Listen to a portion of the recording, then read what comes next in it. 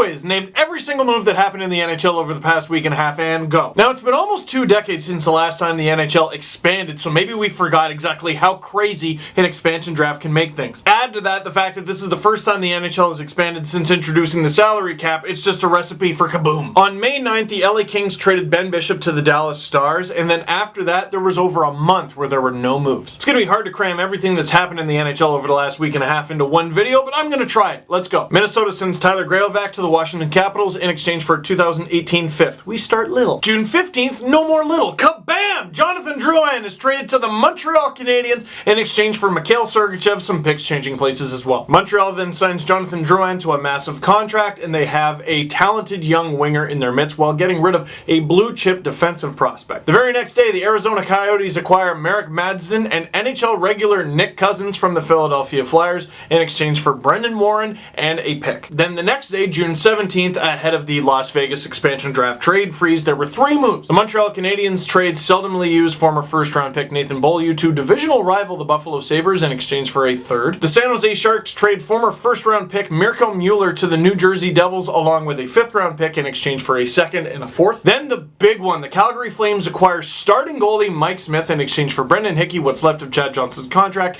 and a 3rd-round pick that could turn into a 2nd. Then it's the trade freeze, and for a few days, silence. Oh, there were lots of rumors, whispers, even rumblings. Then the actual expansion draft happens. It was at the NHL Awards. A bunch of people got trophies. No one cared. It was all about the expansion draft. The Las Vegas Golden Knights, who are a team, and I'm still getting used to that fact, made about a dozen deals with other NHL teams saying, please don't pick this player. Okay, just take this guy. Can you take this contract from us? They had a variety of agreements. Just to name a couple of them, the New York Islanders pawn off Mikhail Grabovski's contract on the Golden Knights in exchange for a 1st and a 2nd. The Blue Jackets managed to get rid of David Clarkson's contract. They send him to the Golden Knights also in exchange for a 1st and a 2nd. It also turns out that Vegas got a 2nd-round pick, albeit in 2020, from the Pittsburgh Penguins to assure that they would take Marc-Andre Fleury?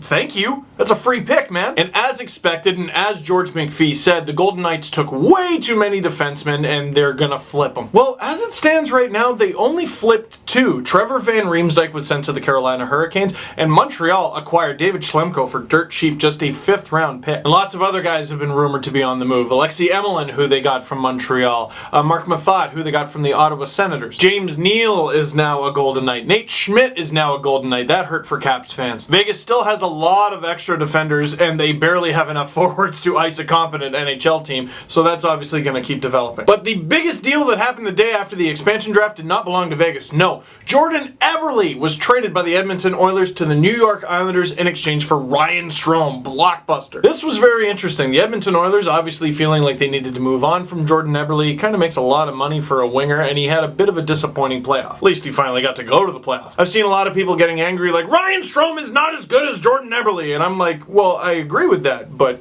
Jordan Eberle also makes like twice as much. You gotta remember that over the next 12 months or so, the Oilers have to hand Connor McDavid the sun and Leon Draisaitl the moon. That, and they also re-signed Chris Russell to 4 years at $4 million apiece, a move that made hockey Twitter. I don't think there's anybody in the entire NHL who is as polarizing just for his on-ice play as Chris Russell. It all either seems to be he's great or a bum. There's not a whole lot of in between. And that was the last move, and here we are today. I'm just kidding. Then it was the draft. No, not the expansion draft, the draft. Before the draft even began, the Arizona Coyotes, notice how I keep saying their name, acquire Nicholas Halmerson from the Chicago Blackhawks in exchange for Laurent Dauphin and Connor Murphy. Chicago gets 2 young, cheap players who they need, and Arizona gets a good player who they need. The Chicago Blackhawks, again, before the draft, acquire Brandon Saad. Did I read that right? Because he was on the team before. Oh, okay. Apparently Brandon Saad is the Blackhawks' Wendell Clark. They reacquire him and send Artemi Panarin to the Blue Jackets as part of a much bigger deal. Supposedly, part of the reason for this shakeup with the Blackhawks is the players wanted it. Not necessarily to get Panarin out, but to get Saad back in. Now, I'm not going to criticize Stan Bowman because the guy clearly knows what he's doing. Look at his hockey team, look at his track record, look at the Cups. He knows what he's doing. But one thing you always hear in hockey and all other sports is it's a business. When you start making moves emotionally like this one, I get a little worried. But we should probably acknowledge the fact that even though the Blackhawks like Brandon Saad and miss him, he's actually a very good player as well. We're not done. Stay with me. The Arizona Coyotes, I think I've said their name already in this video, acquired Derek Stepan and Antti Ranta. I thought for sure the Rangers would lose him to Vegas in the expansion draft in exchange for Anthony DeAngelo and a first-round pick. Now, the Coyotes went really young last year, and that's without even Dylan Strome for most of the season. In this offseason, so far, we've seen them acquire some good veteran players, which they're going to need to guide the young players and kind of shake up the locker room, especially with Shane Doan on the way out. Not to mention, wouldn't it be nice to be better than last year's Arizona Coyotes when you don't have the ghost of Pavel Datsyuk on your roster? Little move between the Columbus Blue Jackets and the Minnesota Wild. Columbus gets Jordan Schrader, and Minnesota gets Dante Salaturo. And that would be the last little move so far. The Flyers trade Braden Shen to the St. Louis Blues in exchange for Yori Laterra, a first-round pick, and a conditional first-round pick.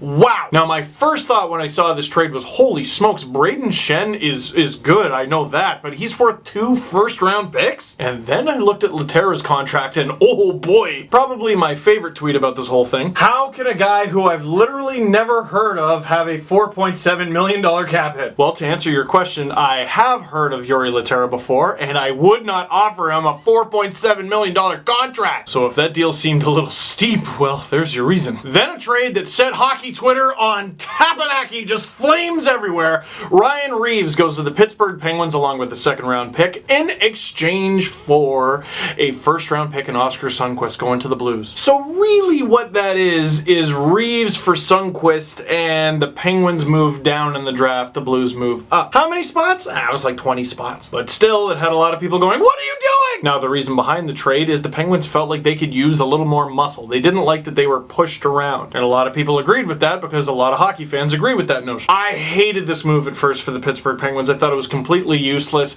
I'm coming back on that a little bit. Because this trade turned into a whole enforcer debate, like, oh, fighting in hockey, and oh, Ryan Reeves, the Penguins don't need a goon. They won 2 cups without goons. Yes, he makes over $1 million.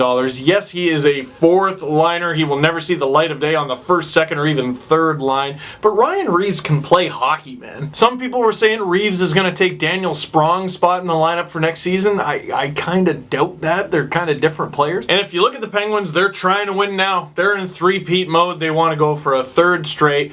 Ryan Reeves maybe gives you a better chance of doing that than a draft pick. I don't really agree with that, but I do see their point. And I mean, the Penguins over the last decade, they've put up with a lot more guff than other teams. Don't they seem to get into more fights, more face-washing matches, more scuffles, more situations that seem like they could end up in a suspension than any other team? And that goes both for and against. There's always shenanigans when it comes to the Pittsburgh Penguins. Why not have a big tough meanie? No, not Tom Sestito, someone like Ryan Reeves. Last but not least, Calgary not done with their big blockbusters. Travis Hamonic going to the Flames in exchange for a conditional 4th. The New York Islanders acquire a 1st, a 2nd, and a conditional 2nd. They wanted 2 firsts, they got basically 2 firsts. Holy smokes, Hamonic added to Hamilton, Giordano, Brody. This is one of the best, if not the best, D-cores in the entire league. Lost in the trade, and Hamonic and the Flames being really impressive now, is the Islanders. They now have about $9.3 million in cap space, and that's after adding Jordan Eberle.